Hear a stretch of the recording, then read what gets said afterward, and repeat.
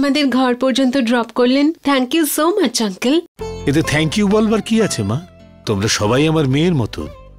কিন্তু মা, তোমরা বাড়িতে যাও, তোমাদের বাড়ির লোকটা চিন্তা করছে। মল্লিকা, একদিন আমাদের বাড়িতে ওনাকে নিয়ে এসো।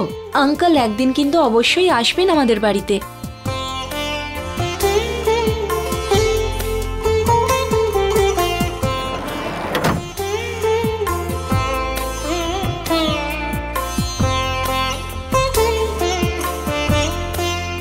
চলো ভাই। কেউ আছেন?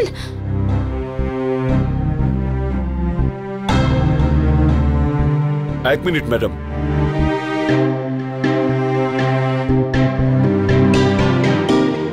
ম্যাডাম, আপনি কোনো চিন্তা করবেন না, আমি ফোন করে এক্ষুনি ইলেকট্রিশিয়ান ডেকে আনছি। হে ভগবান।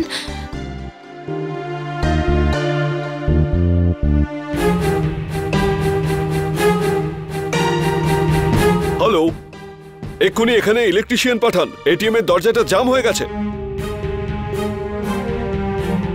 এখানে 3 ঘন্টা ধরে আমরা আটকে রয়েছি, আর কিছুক্ষণ পরে তুমি নিজের জীবনে ফিরে যাবে, আর আমি আমার জীবনে। পুরবি, আমি এটা জানি না যে কবে আর কিভাবে আমি তোমাকে এত ভালোবেসে ফেলেছি। আজ প্রথমবার আমি আমার জীবনে ফিরে যেতে চাই না, আমি তোমার জীবনে আসতে চাই। কিন্তু তোমার মনে এরকম কিছুই নেই না? হয়তো আমার ভাগ্যেই লেখা নেই, কিন্তু কোনো ব্যাপার না। সারা জীবন একসাথে কাটাতে পারলাম না তো কি হয়েছে? এই যে কিছুটা মুহূর্ত আমরা একে অপরের সঙ্গে কাটালাম, এটাই আমার জন্য যথেষ্ট। কারণ এই মুহূর্তটা না আমি ভুলতে পারবো, আর না তুমি। ভালোবাসা আমার পুরো জীবন পাল্টে দিয়েছে। হয়তো কোনোভাবে এই গোটা ঘটনাটা তোমার মনেও থেকে যাবে সব সময়।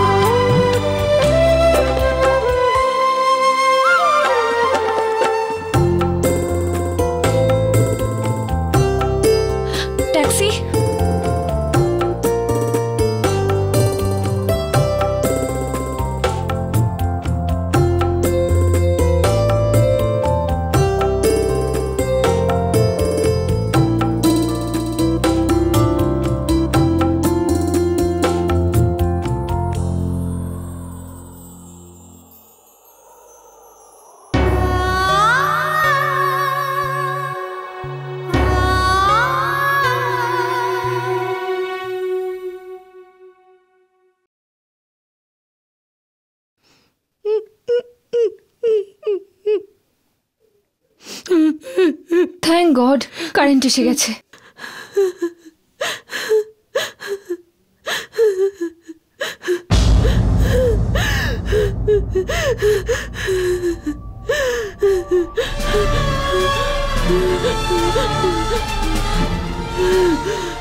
শালিনী, ও তো গ্রাউন্ড ফ্লোরে অ্যাকাউন্টস ডিপার্টমেন্টে কাজ করে, ও এখানে এই অবস্থায়?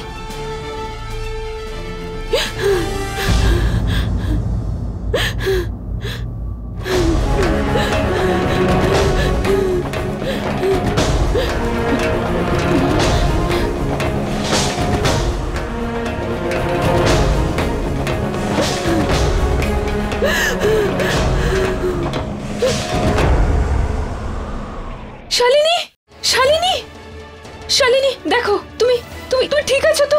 শালিনী, বলো, কথা বলো আমার সাথে। দেখো না, এখানে আর কেউ নেই, শুধু আমি আছি। আরোহী,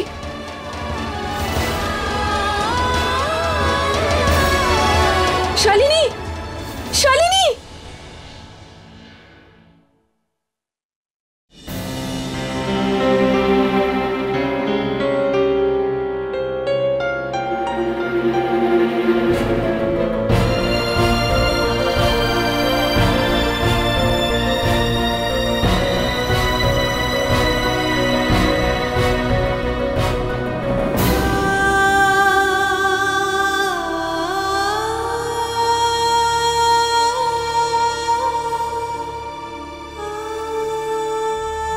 শালিনী, শোনো, সব ঠিক আছে, আমি তোমার সঙ্গে আছি। এই জলটা খেয়ে নিন। হ্যাঁ, জল খান, ঠিক হয়ে যাবে। এই নাও, হ্যাঁ খাও। হ্যাঁ, এই তো শালিনী। এসব কি হচ্ছে এখানে?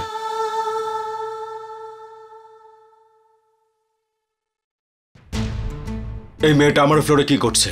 স্যার, আসলে ওনার শরীরটা খারাপ হয়ে গিয়েছিল, অজ্ঞান হয়ে গিয়েছিলেন উনি।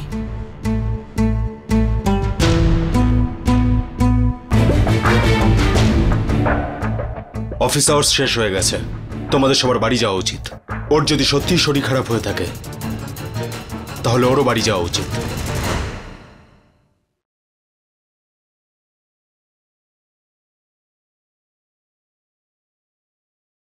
And you?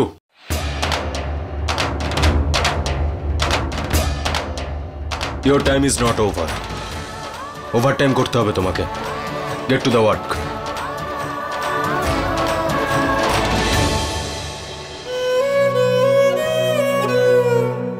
Shalini, are you okay? Don't worry, আমি তোমায় বাড়ি পৌঁছে দেব। না, তুমি নিজের কাজ করো, আমি চলে যেতে পারবো। এই অবস্থায় তুমি একা কি করে যাবে? I will manage. Are you sure?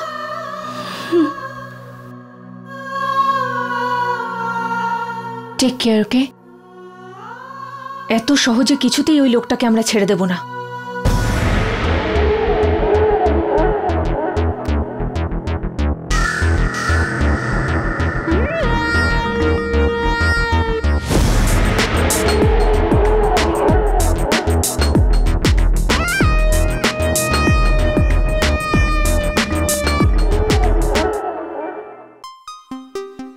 ওই যে মেয়েটা অজ্ঞান হয়ে গেছিল, ওকে বাড়িতে ড্রপ করে দাও।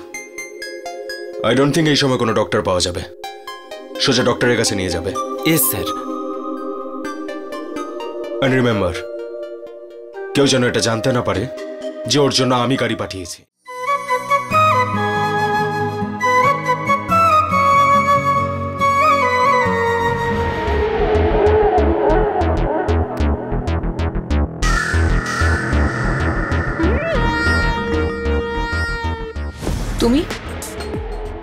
তুমি এখানে কি করছো? আমি তোমাকে এখানে ওয়ার্ন করতে এসেছি যে বেশি স্মার্ট হওয়ার চেষ্টা করো না, নয়তো তুমিও সমস্যায় পড়ে যাবে।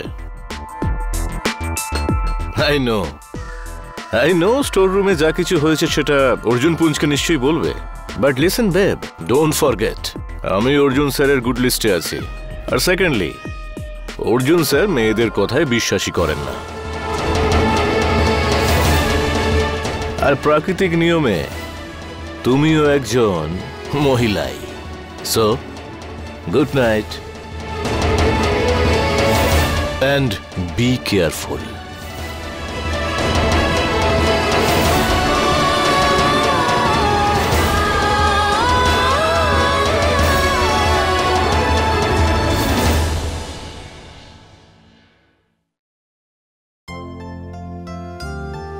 I love you. আপনার সাহস কি করে হলো? আপনি জানেন যে আমি আসলে কে? সরি মিস্টার, আমি সেরকম নই। এই ভুল ধারণায় একদম থাকবেন না যে অন্যান্য মেয়েদের মতো আমিও ঝাঁপিয়ে পড়বো আপনার এই প্রপোজাল শুনে। তোমার কি মনে হয় তুমি আমার সামনে ভালো সাজার নাটক করলে আমি তোমায় ভালোবেসে ফেলবো? কখনো না। তুমি ভালো হও বা খারাপ তাতে আমার কিচ্ছু যায় আসে না, কারণ আমি এইসব বিষয়ে মাথা ঘামাই না। সলিল, বি কেয়ারফুল। এটা কি হচ্ছে? এটা কি তোর সঙ্গে? এবার কি করবি তুই? এই ভাই, তোর গাড়ির চাবিটা দে না। আজকে আমার নতুন গার্লফ্রেন্ড ঈশাকে পার্টিতে নিয়ে যেতে হবে। কিন্তু তোর গার্লফ্রেন্ড তো কবিতা না? ব্রেকআপ হয়ে গেছে। ব্রেকআপ?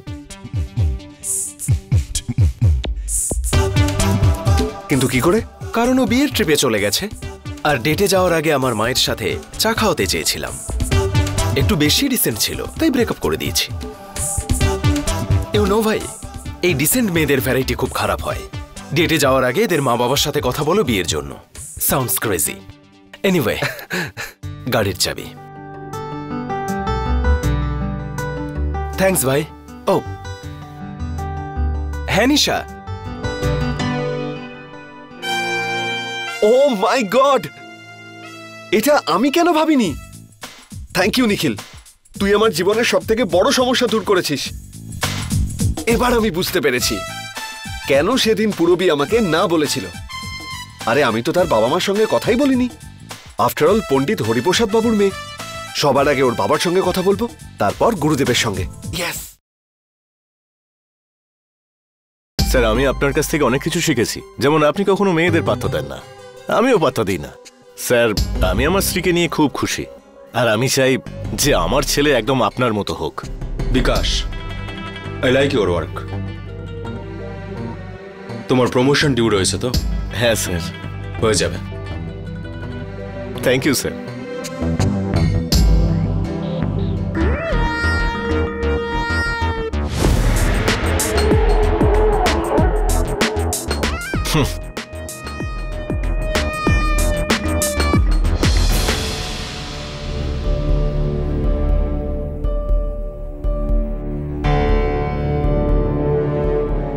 স্যার, আমি আপনাকে কিছু বলতে চাই। ওয়েট। স্যার, খুব দরকারি কিছু কথা।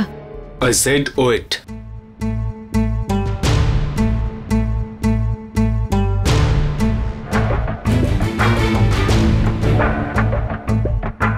But it's important sir. আমার বিজনেসের থেকে বেশি নয়। স্যার, আপনার অফিসে একটা বড় অঘটন ঘটে গেছে। একটা মেয়ের উপর জোর জবরদস্তি করা হয়েছে।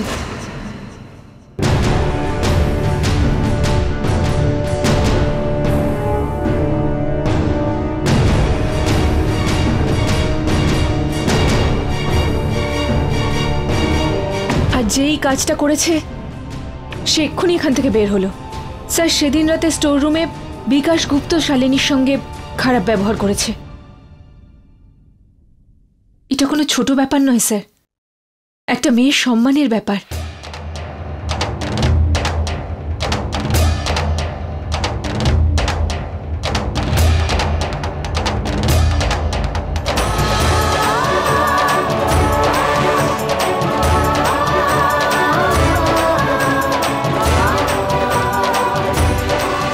স্যার, আমি এই কথাটাই আপনাকে বলতে চাইছিলাম।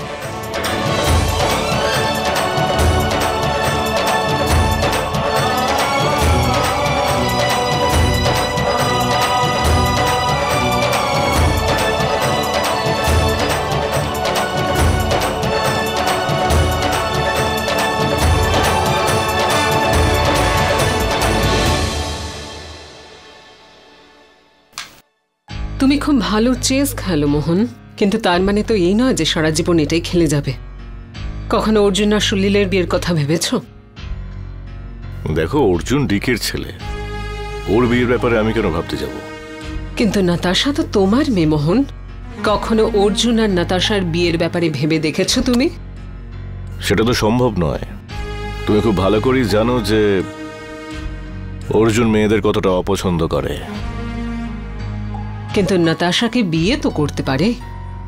এনিওয়েজ, সলিলের বিয়ের জন্য একটা খুব ভালো মেয়ে দেখেছি আমি। তুমি তো চেনো আমার ফ্রেন্ড শালিনীকে, বম্বেতে থাকে। ওরই মেয়ে, খুব ভালো পরিবার, ভীষণ বড় লোক ওরা। মেয়েটি সাকসেসফুল হিরোইন। তাহলে সলিলের সঙ্গে কথা বলো। হাই মম, হাই ড্যাড। তোমাদের সঙ্গে একটু কথা আছে। I am in love.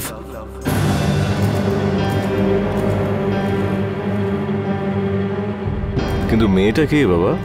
ওই আই এম শিওর তোমরা এটা জিজ্ঞেস করবে না যে ও গরিব না বড় লোক।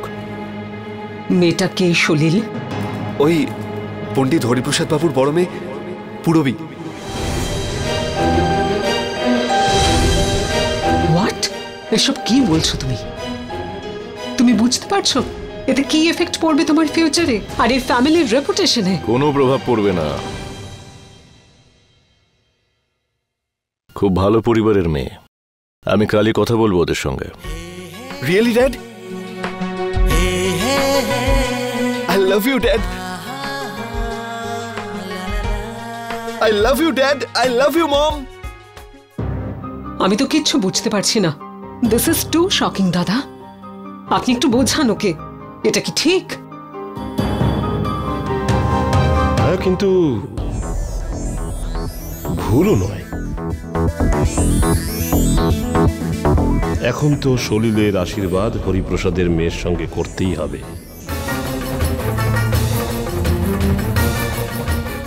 আর এই আশীর্বাদ এখন হবেই।